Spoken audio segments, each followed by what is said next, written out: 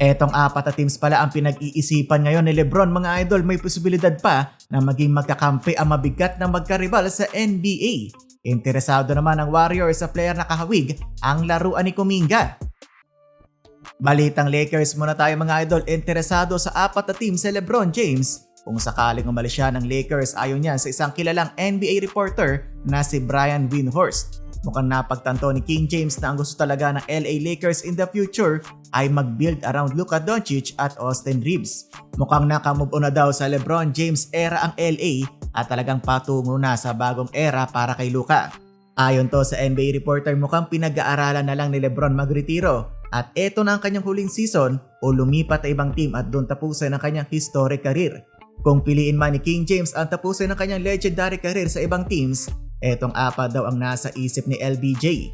Cleveland Cavaliers, Golden State Warriors at dalawang undisclosed teams.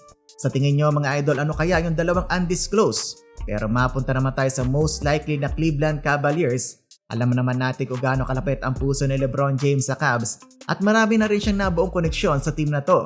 Matatandaan pinanganak si Lebron sa Akron, Ohio na parte ng Greater Cleveland. Ang Cavs din ang nag-draft kay Lebron James noong 2003 kung saan unang ginugol niya ang kanyang unang 7 taon sa NBA.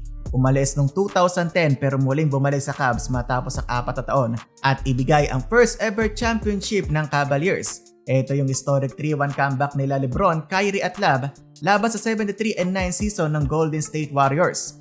Mukhang mutual naman ang interes ng Cavs kay LBJ dahil napapabalita na nagsimula ng mag-recruit ang Cavs. Kakadating nga lang sa kanilang team ni James Harden, meron pa silang Donovan Mitchell at Jarrett Allen mga idol.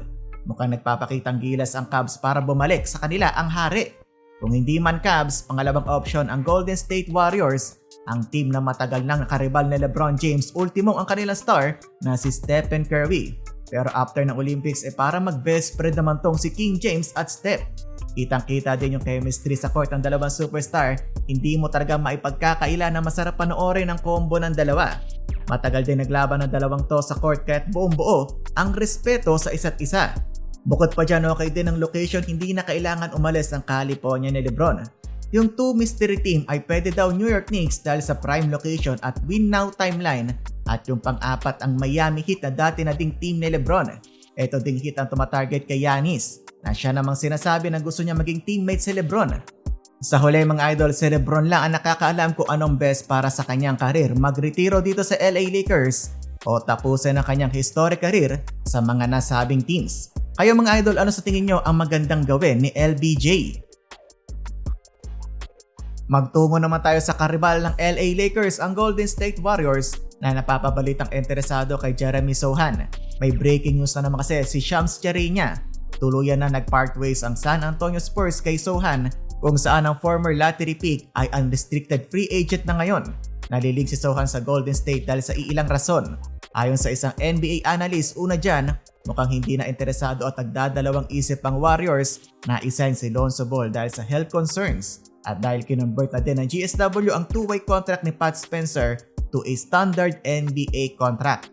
Ibig sabihin mga idol, mukhang redundant na kung kukunin pa nila si Ball. Dahil dyan kulang pa na isang player spot ng GSW at mukhang pasok itong si Sohan sa hinahanap ni Steve Kerr. Isang player na may flexibility at higit sa lahat yung depensa. Saktong-sakto mga idol sa pagkawala ni Kuminga na halos ganito din ang role. Selected as 9th overall noong 2022 NBA draft si Sohan, 6'8". Sa kanyang karir meron siyang average na 11.4 points, 6.1 rebounds at 2.8 assists. Mabilis lang ang magiging transaction kung sakaling ma-clear na ang waiver ni Jeremy Sohan, pwedeng-pwede na siya agad lumipat ng ibang teams. Yan lang muna ang nasagap nating balita. Huwag kalimutan mag-like, share at subscribe para sa ibang NBA news.